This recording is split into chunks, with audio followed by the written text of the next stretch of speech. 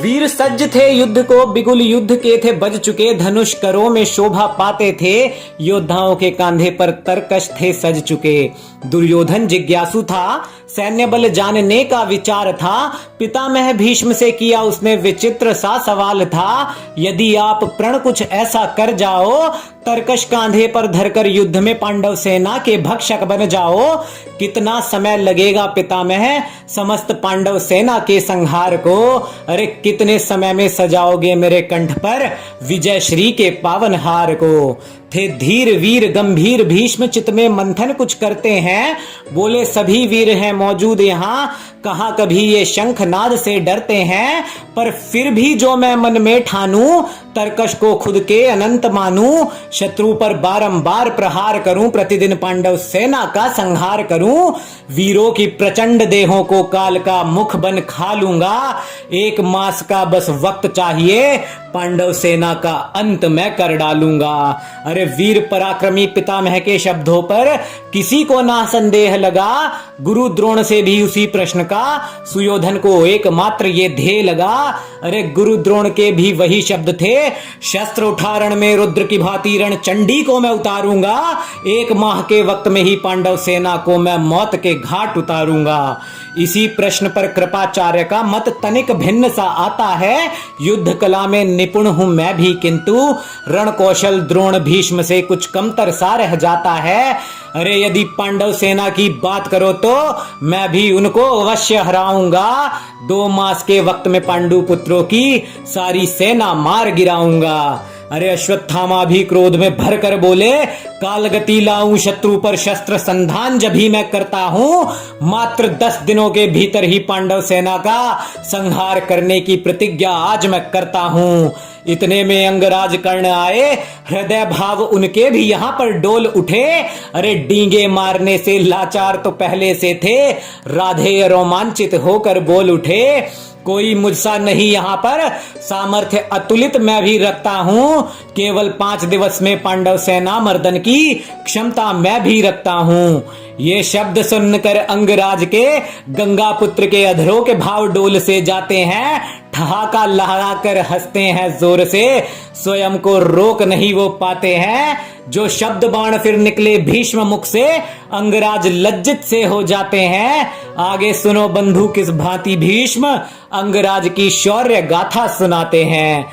राधे तुम हो केवल शब्दों के धनी, बस यहीं खड़े खड़े संवाद करो, जब तक कृष्णार्जुन नहीं होते आरूढ़ रथ पर, रणभूमि में विजय श्री की केवल तुम तब तक बात करो, अपने अस्त्रों शस्त्रों पर तुम सदा से अभिमान बहुत ही दिखाते हो, फिर रणभूमि में सदा से ही तुम पीठ दिखा कर आते हो। अरे सुनकर अंगराज की डींगे सबने गंगा पुत्र को क्रुद्ध सा पाया था, दुर्योधन को बंदी बना छोड़ भागा था कर्ण, गंधर्व युद्ध का कदाचित स्मरण उन्हें हो आया था। अरे विराट युद्ध भी उनके मन में था, जब अंगराज भी अपने प्राण बचाकर भागे थे, 3 बार युद्ध भूमि में पीठ दिखाई, राधे भागने में सबसे आगे थे। अरे फिर एक रोज की बात, जब कर्ण से गंगा पुत्र वाक युद्ध में टकराते हैं, जब स्वयं को महारथी समझने वाले कर्ण को भीष्म अर्धरथी से भी निम्न कह जाते हैं।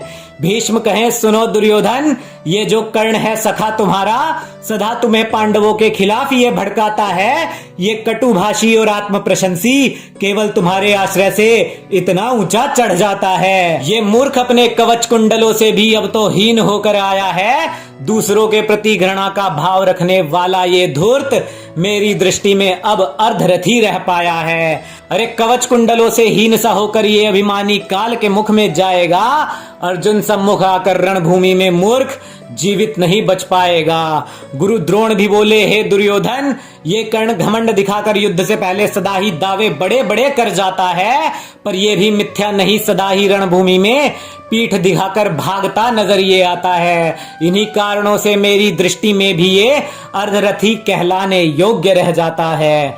कर्ण क्रोध में भरकर बोले, गंगा पुत्र, मैंने तुम्हारा ना कोई अपराध किया, ना कभी द्वेष तुमसे दिखाया है, पर ना जाने सदा से ही तुमने क्यों मेरा उपहास उड़ाया है। तुम सदा से दुर्योधन का अहित चाहते हो, पांडवों के मुंह से पीड़ित लगते हो। अरे तभी खुद के मनमाने ढंग से रथी और अर्धरथी का परीक्षण करते हो। मेरे बाण जब बरसेंगे काल का मुख खुल जाएगा, पांचालों और पांडवों की समस्त सेना का मर्दन हो जाएगा।